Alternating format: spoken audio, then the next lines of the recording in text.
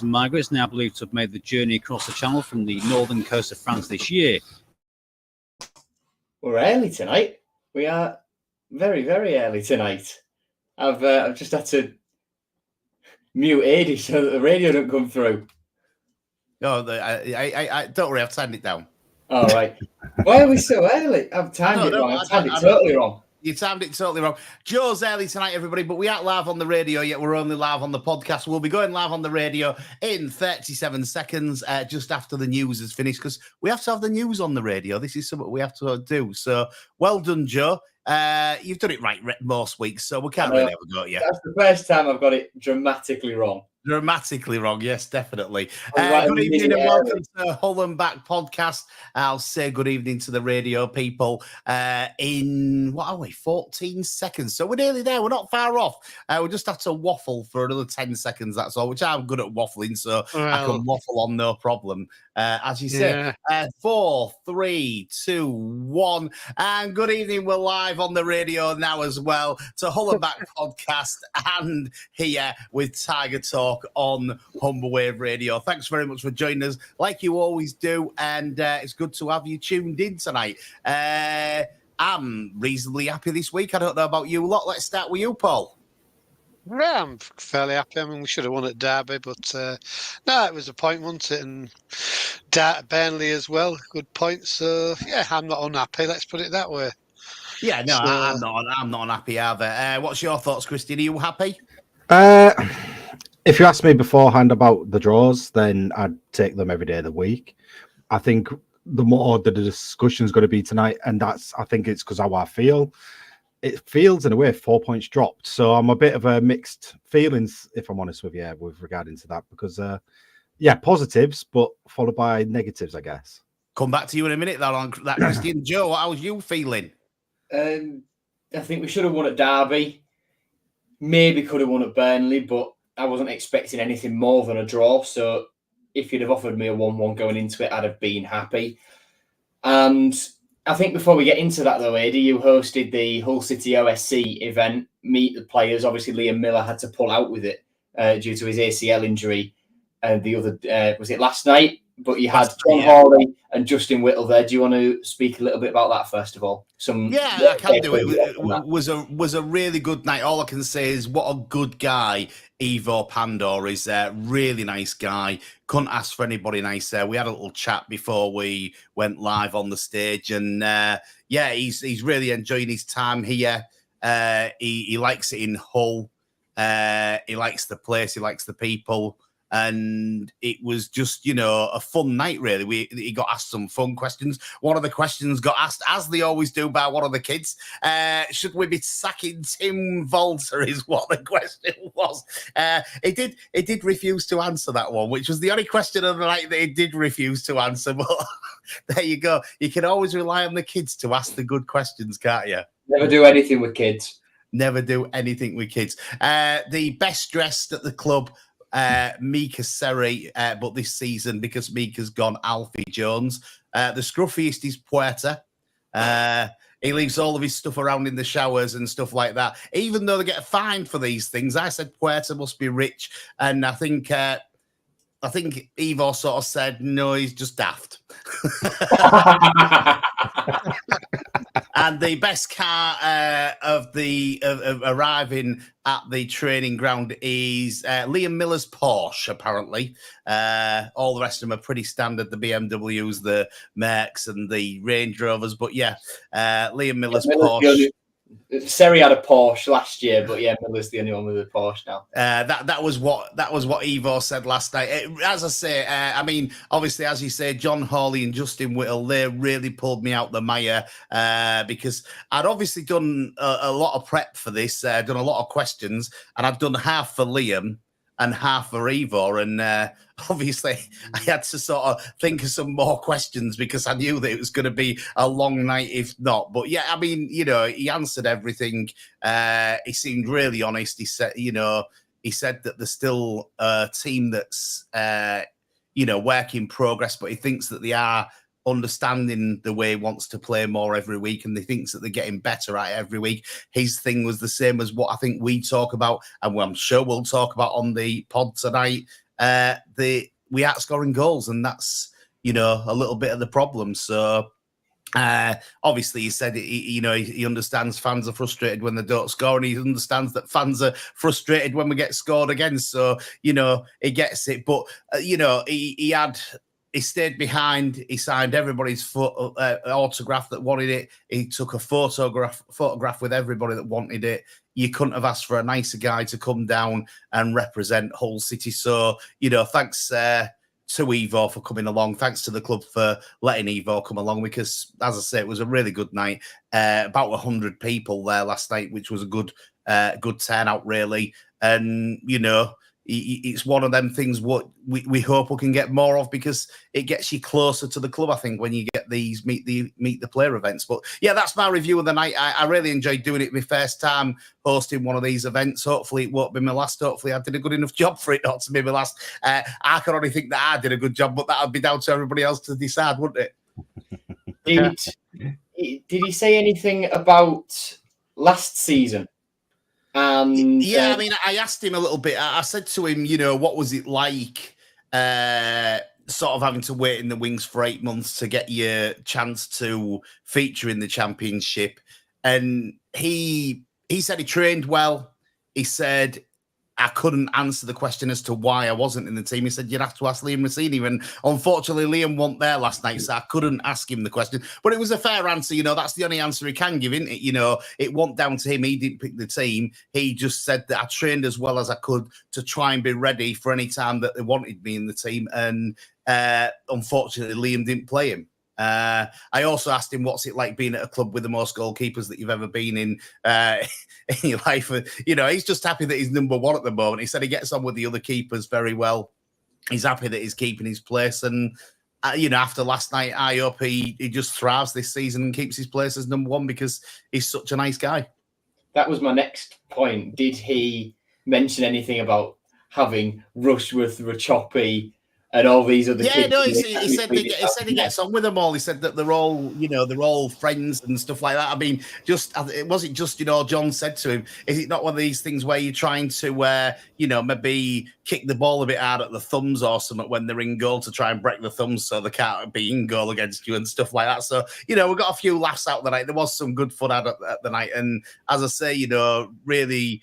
If you've not been to one before and you didn't get there last night, the next one to do, get yourself down there, because they are, a little bit different to your normal press conferences and that sort of thing, because I think the players relax a little bit more when it's just fans in there and it's not press in there and stuff like that. And he just seemed relaxed all night. I said to him, you've got all these goalkeepers, you've got to try and keep the ball out the net. I said, but you've got more pressure tonight, because I said, Liam's left you in the mire here. So I said, yeah, no, he said, I feel the pressure. It's more pressure tonight than Saturday will be. So there you go. That was that. Yeah. I'm glad it was a good night. Yeah, it was. That's what he wanted. Really, really, really good. I enjoyed it. And he made it really easy for me, which is half the thing. So yeah, good night. And thanks for asking. No, good stuff. One thing I'd like to bring up before we're only for 2 or 3 minutes, hopefully. Go for it. Since the 1st of January, we've won 3 games at home, 8 away. Both managers play similar-ish styles of football. And obviously, when you go away, it's about quelling the crowd. Maybe not doing too much. If you can get an early goal, great. But, you're trying to stop them getting on the front foot. At home, it's the other way around. You've got to get on the front foot to get your crowd up. I just wanted to ask, do you think we need to change our style a bit at home? Because away from home, 8 wins is good. Still got 2 or 3 games, I think, before the end of the year to play away from home, maybe a couple more. But it's not good form to win 3 games at home in a year. I know we've got some left as well at home, but it's still not good. And I just wondered what your thoughts were on whether we should eke our tactics a little bit at home to make it a little bit, well, obviously more of a fortress, because at the moment I know the fortress isn't holding up very well compared to our away form, and it shouldn't be. It's similar players. Obviously, last year's but they played together quite a lot. This year's have started, and we're still getting nowhere at home, and it's just a little bit frustrating, I think, as a fan, to see why we've only won 3 games at home and 8 away. That's it's 3 times nearly as many away from home. With the same players for both teams that we've had, with Liam and obviously with Tim. I just wonder what your thoughts were on it.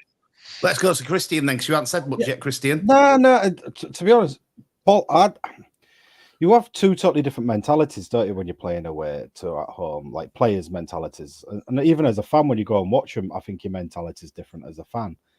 And when you're away, like you say, you've got to kind of stamp that authority down to quarrel the opposition fans from getting behind them as much, which kind of gives you that kind of mentality start of going for it. And I think at home, our problem is we're afraid of going behind straight away and someone doing that to us. I think that's one of the biggest issues we've had under both managers. I know it's a completely different set of players as well, but I mean, God, I don't want to go into saying do our fans and our atmosphere have anything to do with it, because I don't believe it will. Yeah, I know. I don't want to go into that.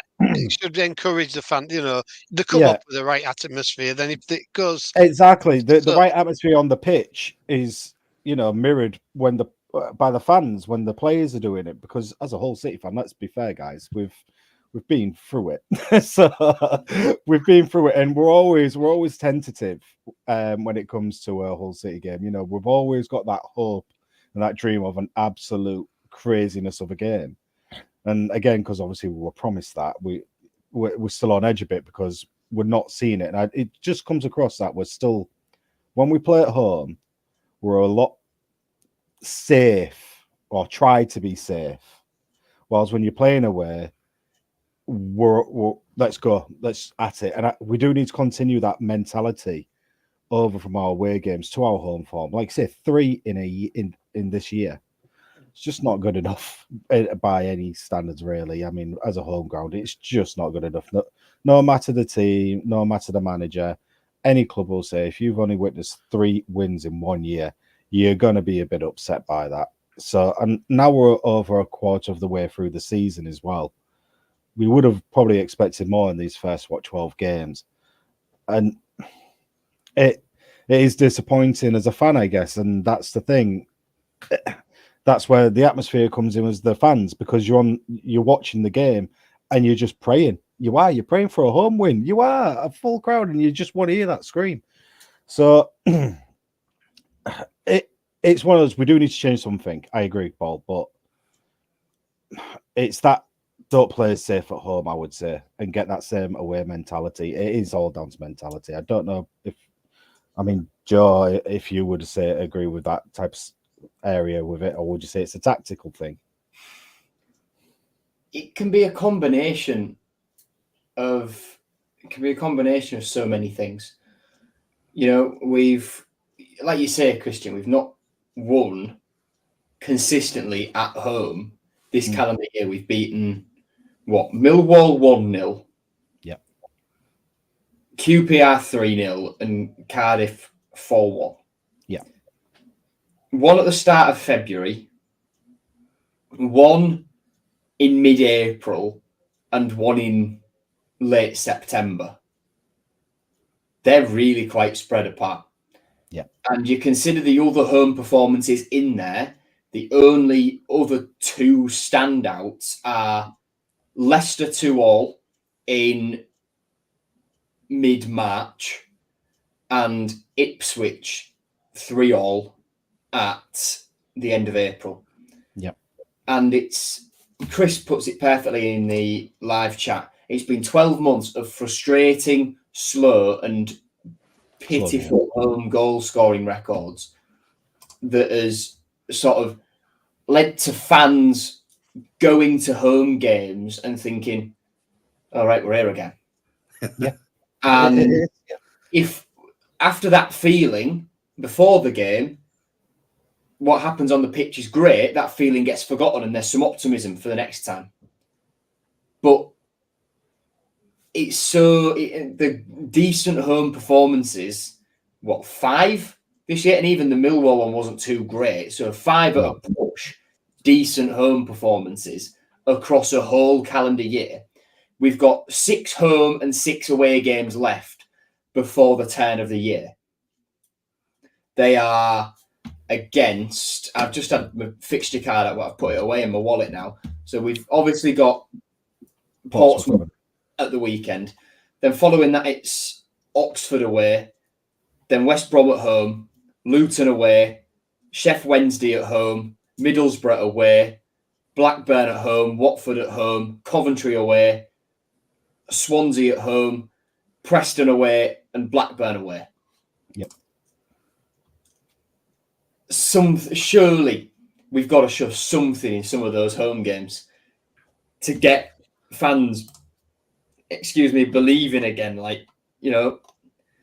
Portsmouth on Saturday is a real opportunity to play a team who, yes, won League One last year, so they're no pushovers, but have struggled when they've come up. And some Pompey fans reckon that this could be John Mousinho's last game if they lose, regardless of performance or scoreline. And in a sense, I obviously don't wish for a man to lose his job, but in a sense, if he loses his job, that's our job done right, because we've played well at home and not given them reason to keep this guy on, if you get what I'm trying to say. Yeah, So, this is why I was trying to bring. You've led on to it perfectly with respect to the next game being Portsmouth, and come on, we've got to see a home win. We have to. I think Portsmouth's a must-win game, to be quite honest with you. I was talking to Justin Whittle before we went live last night, and Justin agreed with me. He thinks it's a must-win game as well on Saturday against Portsmouth.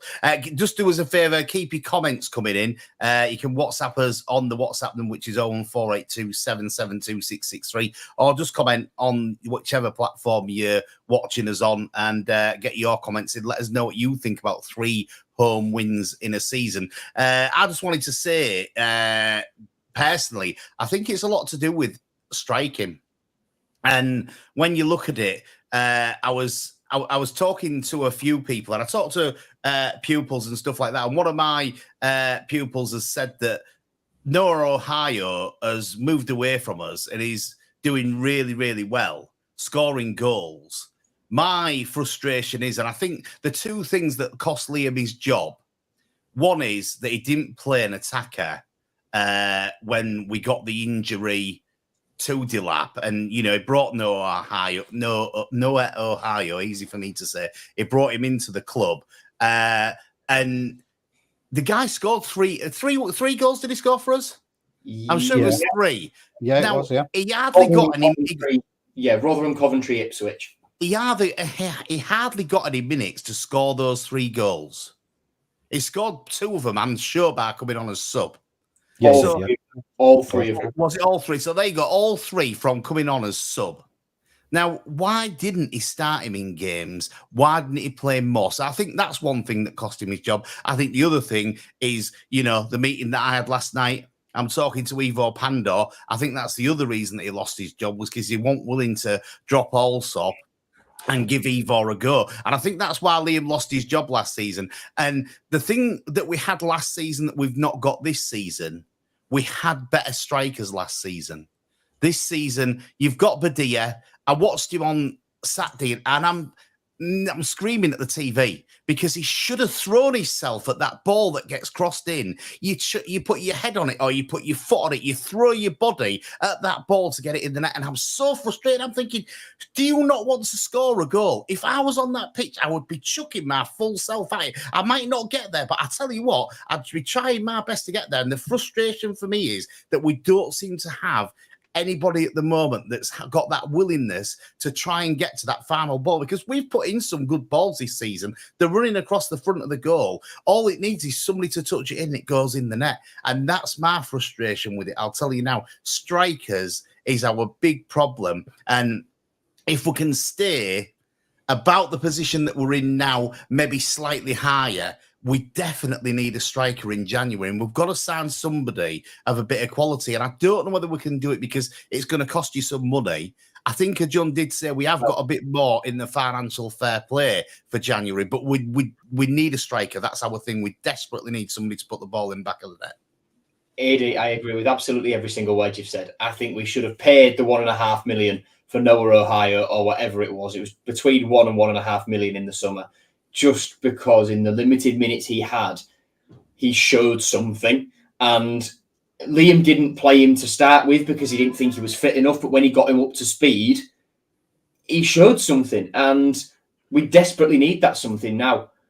We so desperately need just a little bit of something that Badia isn't showing us, that Pedro isn't showing us, that Bairstow's going to be a good player, but he just needs a League One loan for me. He's not had his chance though, Joe, has he? No, he hasn't. No. Somebody was slating him on Facebook.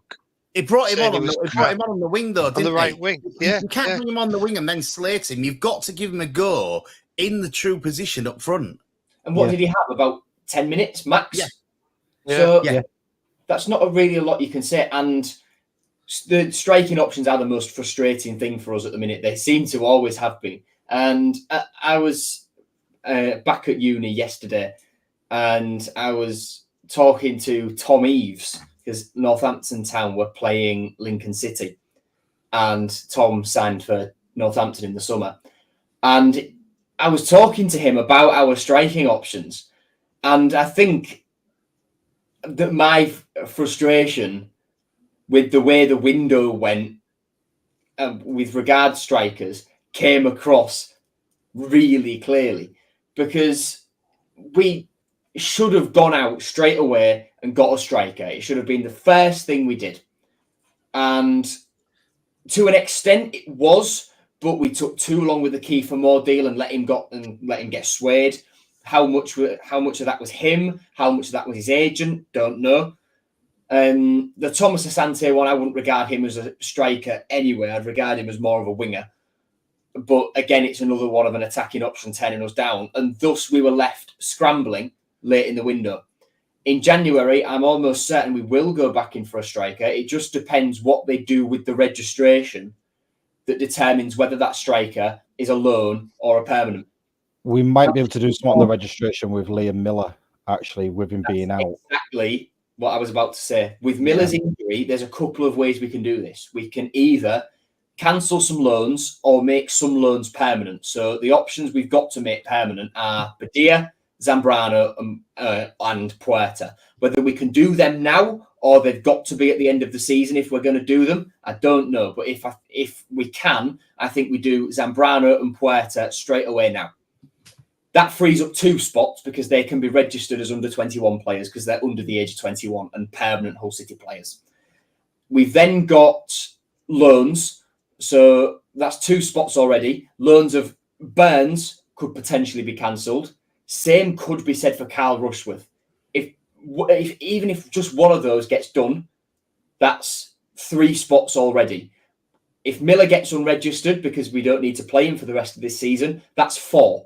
So that gives us 4 spots, registration-wise, to play with in January. If we want to get a winger in to cover for Liam Miller, we can do. I'd imagine that would only be on loan because Miller will be back next season. But up top, we've got options to play with. Even if Burns goes back and we just unregister Miller, that's still 2 spots, and one of them being a loan spot. So we can get a winger in on loan and a striker permanently, a striker in on loan or a winger permanently, or depending on how Cynic, Longman, Kamara, etc. hold up, we could not have to get a winger at all.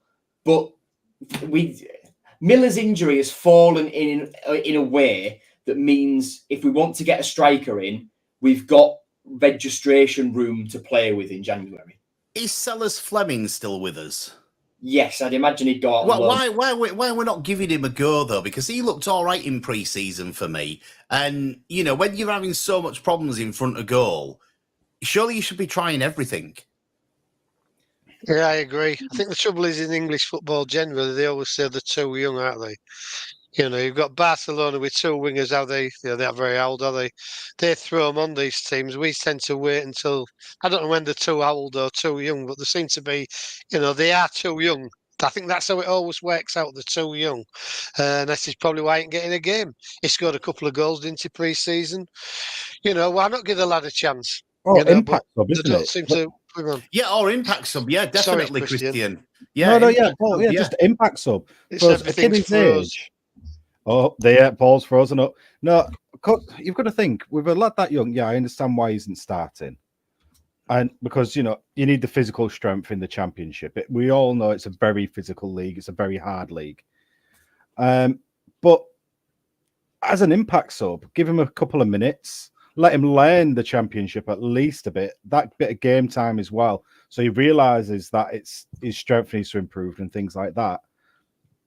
Give him that time. Just look, if he's on the bench, at least he's got an option, hasn't he? That's one of the things. And I think with respect to like how you guys said earlier, I agree on both, Eddie and Joe. You've worded it perfectly about the striker situation. But yeah, as well, I mean, what was it?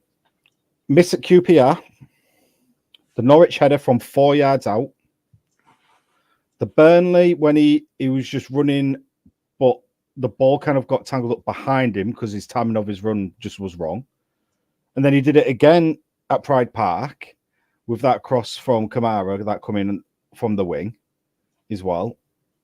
And again, that was behind him. And you just think those are the type of goals a seasoned striker would be scoring easy, or I don't want to say it's bad because it's obviously not, but someone who's up to par, let's call it. You look at people like Michael Owen and stuff like that. They'd have loved that sort of ball into that area. They'd have been on it all the time, and that's the thing that frustrates me. If you're a proper striker, that should be where you're at. You should be like, wow, look at that ball, I'm on it. And that's the thing when people are saying about our crosses, I think, or the balls into the box. I think we're something like first or second in the league for the amount of balls and crosses that we put into the box. And all right, our accuracy is about 10th of that. But the accuracies are only based on a player receiving the ball within the box. Now, if your strikers, Christian, is down to actually being in the right position because you know what your winger's going to do and where they're going to put the ball. Well, that's it. Wingers. Oh, sorry, I've just kicked my table here because this is the one thing. This is one of the things that gets me. I used to play right midfield or left midfield, and the one thing you're not told to play the ball into the striker when you're doing a cross. You're playing the ball into a zone, and the striker should be running into that at that time, and he should be the one connecting onto the area. Yes, obviously put it into his path direction or playing it into that area, but you can't aim directly at the striker if you're doing a cross. It's that run. Good strikers know exactly where they need to be in the box. We haven't got that, have we? That's the problem at the moment. We all know that. And I think we missed one against Burnley, didn't we? We missed one at Derby. Similar sort of ball in. Man City, was it Sterling and Gundogan? That's all they did, wasn't it? Tap in at the far post. That was their job. Yeah. We have nobody coming there, do we? To get on it. Two good crosses. We should have had somebody there to get to it. It is a big miss for us, a striker. I don't know how we're going to get over this. Obviously, 12 games, another 12, it'd be halfway through the season, and we've not got a required striker, let's say, because Bairstow, to be fair to the lad, he hasn't had no time, has he? He's had very, very little time. Pedro's just come. I don't know.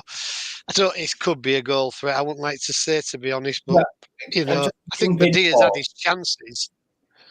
Just to jump in about Pedro, I think when he came on against Derby, we looked a worse team.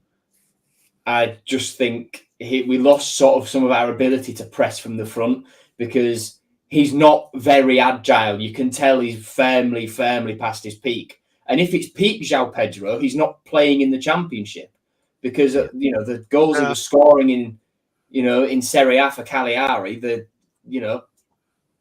his record speaks for itself, but his record from leaving Cagliari also speaks for itself in that he's clearly well past his best. You've got some comments, Joe, haven't you?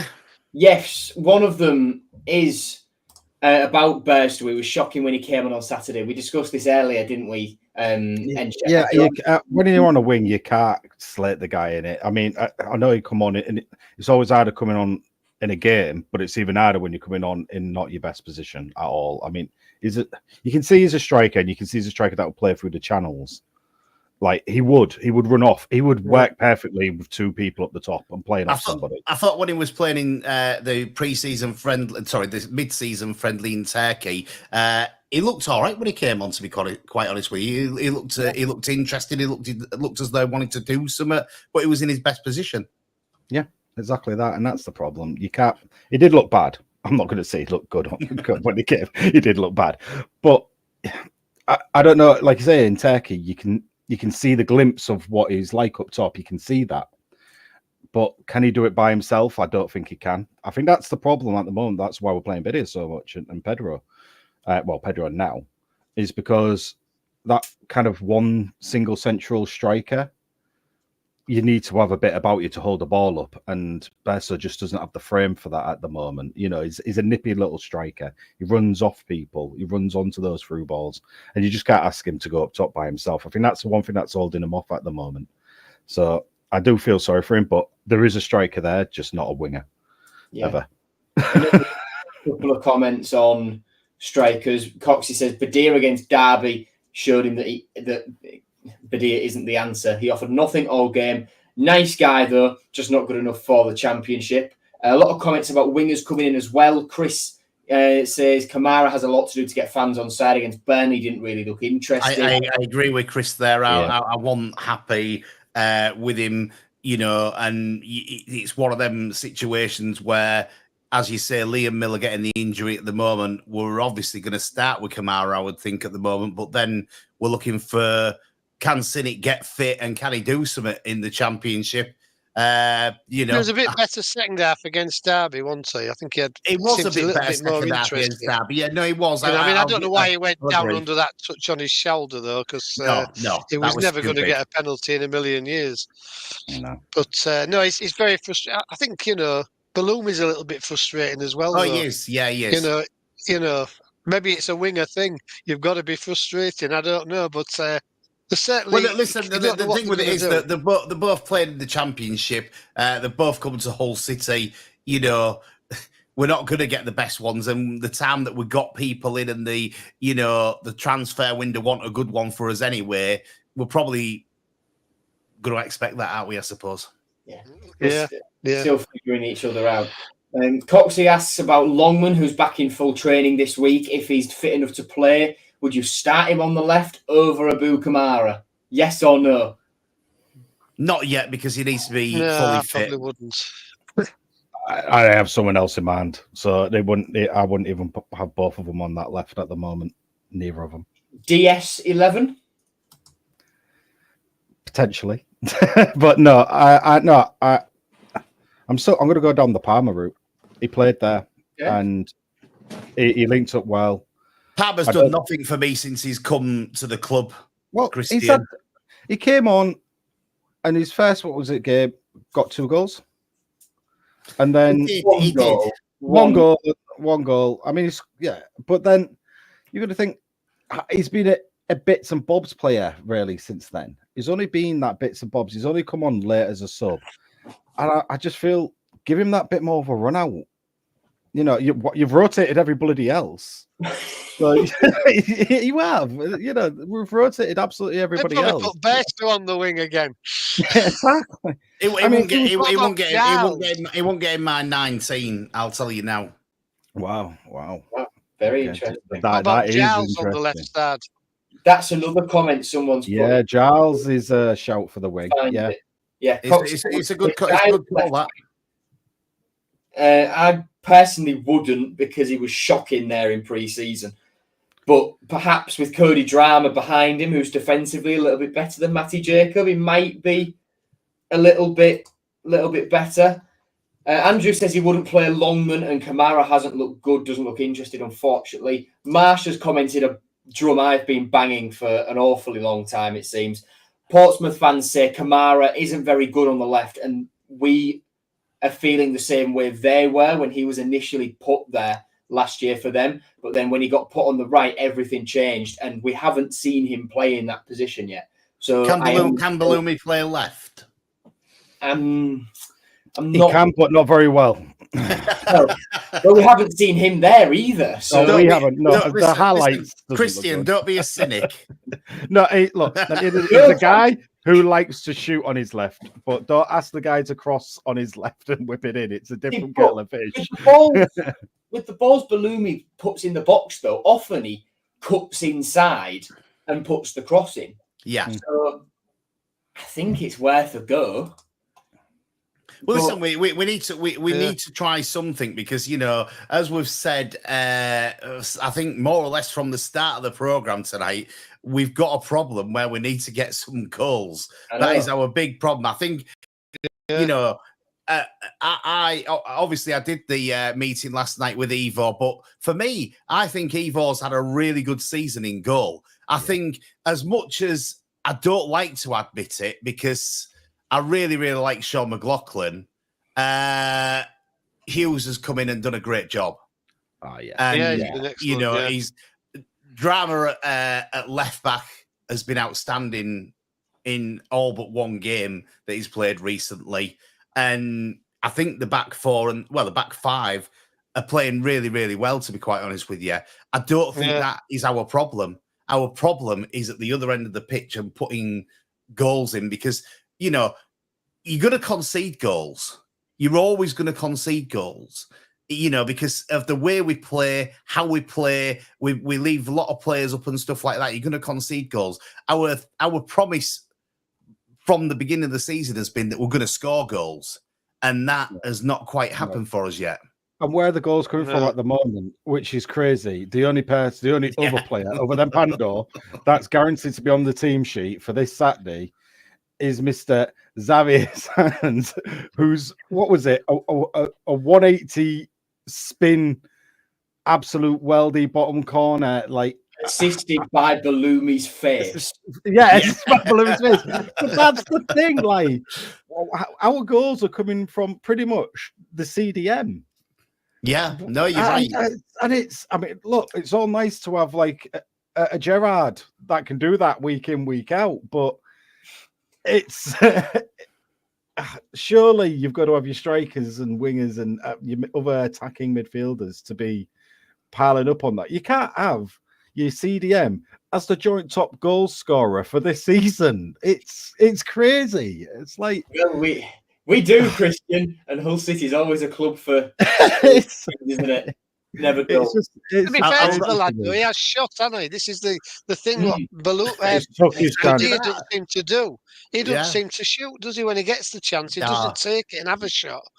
The lad's had a couple of shots. He had maybe a slight deflection with the first, but you know he's had a shot, and that does create problems. If you have a shot, the keeper can push it out. And the other player that will have a shot for you, as you said, he's back in full training now. Ryan Longman, he likes a good goal from outside the box. I know that one of our presenters on the main Hull and Back podcast will be really excited about this, Nathaniel. I'm sure that you'll be thinking, "Come on, Longman, get into that team." Well, Longman, had he not been injured, who knows where he'd be? Because he had a really good pre-season when we had really good pre-season. He had a really good one. Yeah, he did. A couple more comments I just want to talk about quickly is Chris doesn't think it's selfish to demand a fourth win. Absolutely agree. Chris, I definitely don't. Good quote with you on that one, pal. Selfish there, Chris, to be honest. Four? In a year? Nah. At home? Couple more. Enshep makes a good point. Although I disagreed with him on his Bairstow comment, I agree with him here. You look at the role Gustavo Puerta plays for us. We are so lacking a striker who's got a bit of pace about him and he's willing to go and run the channels. Yeah. Yeah, we can't argue with it. You cannot argue with that comment at all. It's you've got Puerto who does play those type of things, and if you have a striker that plays, like I say, runs into those channels, is it you? There's your goals. You know, there's your runs, there's your more opportunities. So yeah, look, we're not going to go down this I think Shep asking to play 80 minutes and stuff like that. I think that's the problem with Puerto at the moment. I don't think he's totally full match fit at the moment. I don't think he could do it, and I think that's the problem. We looked a worse team when he came off. I've got to say that we did look a worse team when he came off, but I just think it's fitness with him, and he needs to build that fitness a little bit more. I do. However, you know, as I said, I came onto tonight's episode feeling quite happy because I do think we are starting to gel a little bit more. I think things are starting to, you know, the players are starting to understand the roles a little bit more within the team. I think they're starting to play the roles better in the team. I think, as was said all night, our really big problem is this striker. Who do we play there? Can Ryan Longman come in and do a job up front for us and get 10 goals this season? Who knows, Nathaniel? We watch this space. Final thing. I think, to be honest, we dominated against Derby, and I was listening to their commentators before the game. They were saying, "Oh, they'll come out really firing, will Derby," and we didn't let them. And I thought we dominated, you know, at least 70% of the game. Obviously, they're going to have some times when they're going to be on top, which is natural. But I thought we played really well against Derby, and we should never have drawn. We should have won the game, to be quite honest. It was, I think, they was happier with the draw than we was. Let's put it that way. Because I thought we played quite well. Even against Burnley, I mean, Puerto heads that ball across the goal. It's 2-0, isn't it?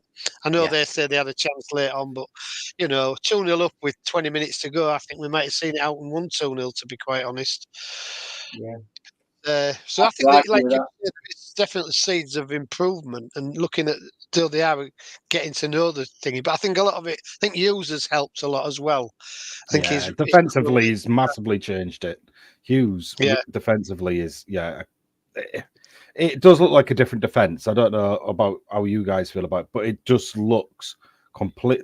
Ever since he's come in, I don't feel as nervous.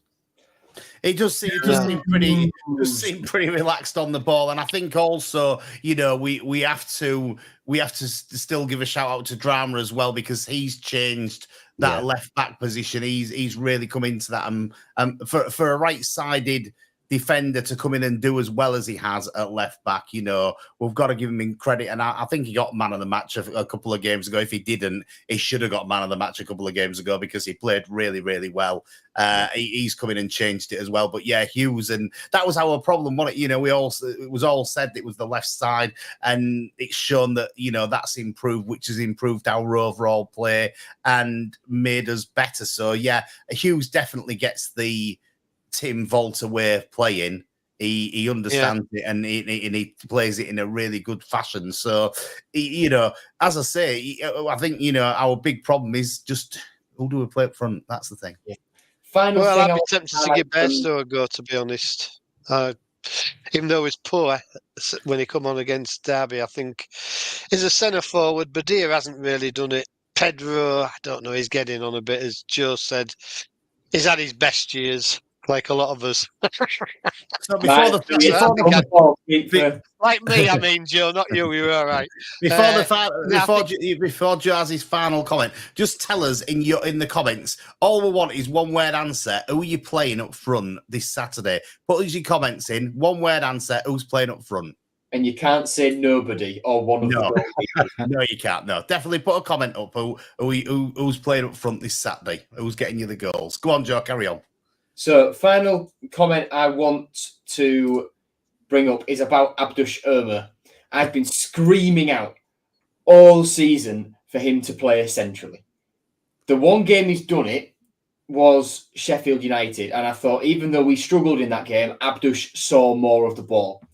He came on centrally at halftime against Derby, and although didn't do a lot with it, he saw more of the ball again and impacted the game more than he would have done had he been out on the right or out on the left like he was against Stoke on the right in every other game he's played. Simon says Amir was awful when he came on. I don't think he's done anything all season. I can see that side of it. He hasn't impacted games a lot with goals or assists. But a question I've got is, we all expected Abdush Ömer to come in this season and the team be built around him and Ozan Tufan. Tufan went, leaving just Abdush. And a lot of our hopes were pinned on him in pre-season. But now we're in the season and he's struggled. Do you see him potentially leaving in January? Thoughts, everyone? I could definitely see him leaving in January. I think I agree with. Sorry, I can't remember who said it. Said he did nothing. Simon. I totally agree. He's done nothing this season. He doesn't look half the player that he did last season, and he's on an awful lot of money. I think it's rumoured he's 35 grand a week. I would certainly get rid of that 35 grand off the wage bill and bring somebody else in for him, because I think at the moment we've got better players in the position. He hasn't really done a lot this season, has he? He's been. I mean, I thought last season, like you said, Joe, he was going to be a really major player this year, and he hasn't stepped up. I know he's been put on the wing a lot of times, which I think hasn't helped. But I don't think he's doing that well when he comes in the centre at the moment. He just doesn't seem to be at it. I don't know why. He seems to be busy, but nothing coming off him. And I think, I don't think it'd be a major loss to us. Let's put it that way, because I don't think he's done enough to worry about losing him. I think you're right. I think with regards to how we looked at him in the kind of start of the season, a lot of people pegged like a lot of hope on Omar because, well, let's face it, last season he finished extremely strong. We all thought he was going to be, right, we're fine. We've still got Omar. He's still going to, he's going to be the link up. He's going to do this. He's going to do that. He's going to take the free kicks. And he hasn't done that. You can't say it's been easy for the guy, though. I mean, with injuries and also playing out of position on the wing for the main part of it. And then when he's come on, he's mainly been an impact sub in a game that you're chasing. So I kind of understand that he hasn't had the best, but then has the situation around him being the best. So when it comes to January, are we going to keep him? I would like to, but I've got a gut feeling that someone's going to come in for him and he'll snap up. He'll just, I want to go. And that's my general census with that. I think someone's going to come in for him and he's just going to go, no, I want to leave. If I'm being totally honest with you, I think that's the way it's going to go. So we'll go for that. On Striker Watch, Coxey has said Chris Badia. Simon, Andrew, and Enshep have all said Burstow. And Steve on Twitter, who has commented in the replies to the post with the stream on, not actually in live chat. Good evening, Steve, if you're still listening. I have seen your comment, even though I can't show it on screen. Steve said João Pedro. So we've got a real mix. And that's that's to be massively expected. You're probably right, Paul. It probably could do to be all three, and then there might be a chance. Would we score a goal though? That's the thing. Yeah. Well, that's it. I mean, look, guys, Saturday, like we all agree, it's a must-win. Yeah, we all agree it's a must-win. Yeah. We've got all this discussion of like who's going to go up top. I mean, God, we're all going to be all over the place, and I don't think any of us can call it at the moment because. I don't think Tim can either. I think we generally have that kind of. Well, we all know the defense. We all know who's going to be in goal. I'm pretty confident Balloon is still going to start on the right. I'm sorry, I'm confident with that. Simons is going to obviously be CDM. It's more the attacking striker and left wing is the question.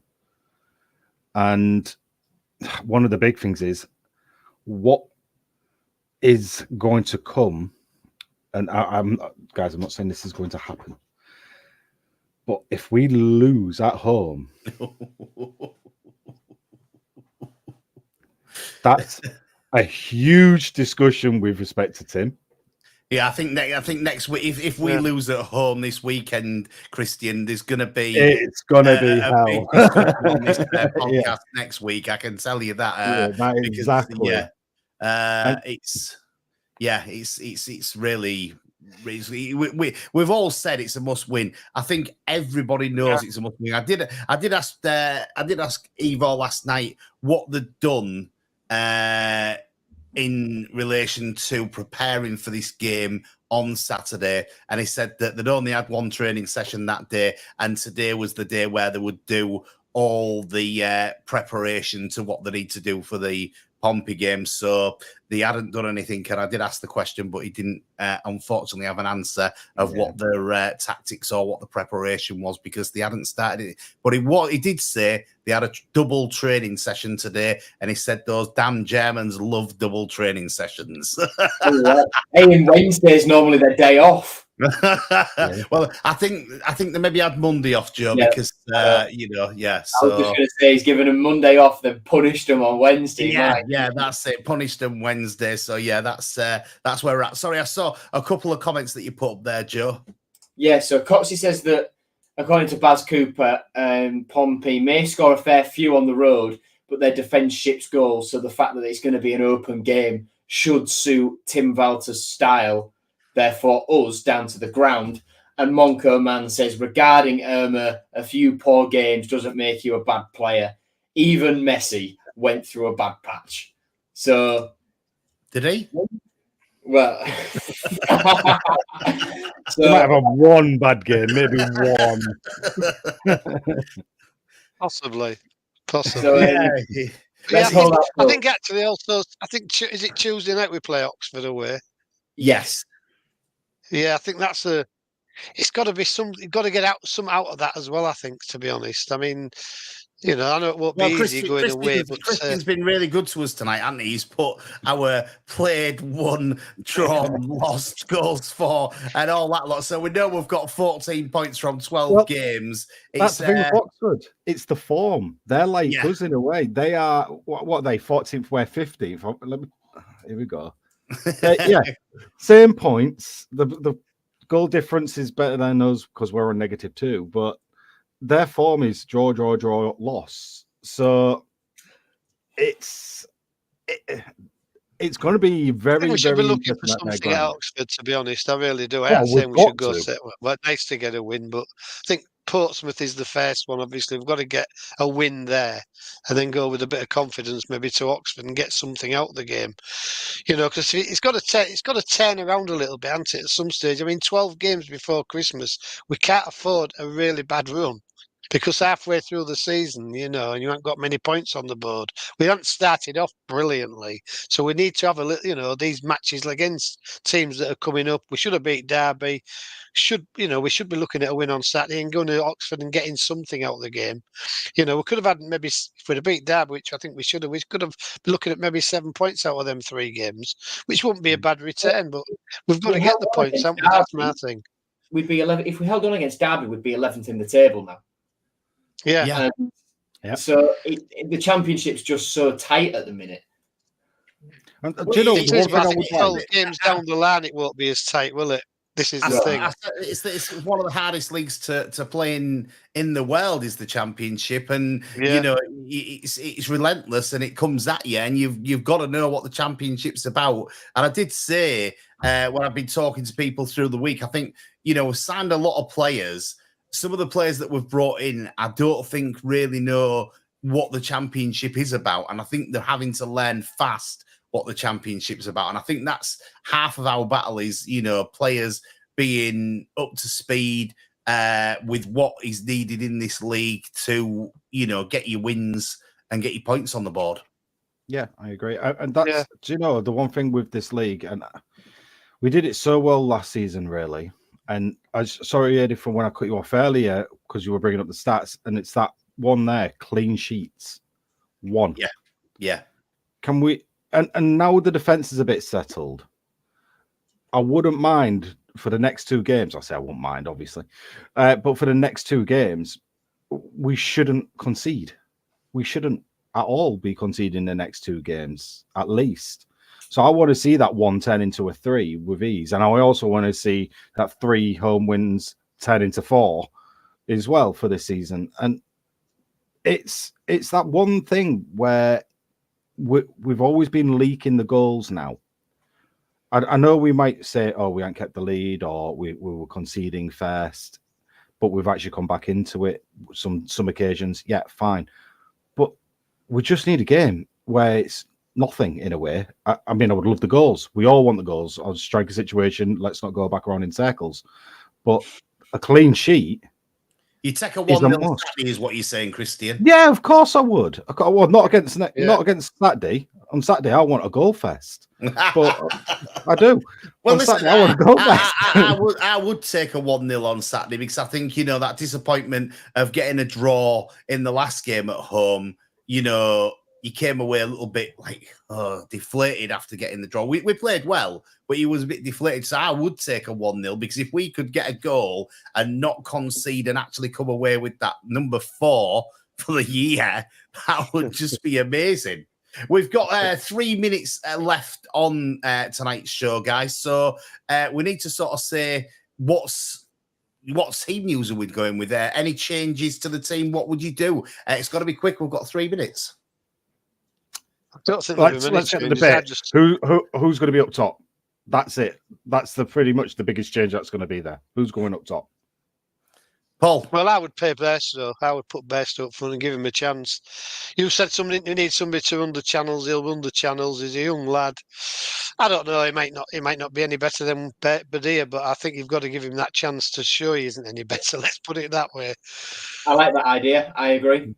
Yeah, I can't disagree with you. I think that, there was a few in the comments that said Bairstow, and I don't think it's the wrong thing. I think everybody who's watching, listening on the actual pod all agree that he hasn't had a chance yet this season, and he's give Pedro a chance. He's give Badia a chance. Well, come on, Tim. Give Bairstow a chance. Keep it fair. Could he go mad and play 2 strikers? Could he go mad and play 2 strikers? Don't tempt me with a good time, Paul. Don't you tempt me with a good time, sir. 2 strikers, please. You want to bring Zach Jagielka in from the 18s now? I'm surprised. Listen, stranger things has happened, and he's probably got as good a chance of scoring of any of the 3 that we've talked about putting up front tonight, to be quite honest with you. So, we're all hoping for a win on Saturday. As you said, Christian, I think it was, Xavier has to stay in the team after scoring 2 goals because it looks like it's our best chance of a goal at the moment. The back 4 can't change. That has to be the same. And, I think that, then you've got to pick. I mean, Kamara has to start on the left, doesn't he? Pretty much. Balumi has to start on the right. Yeah. I would think that Puerta probably has to start in the middle.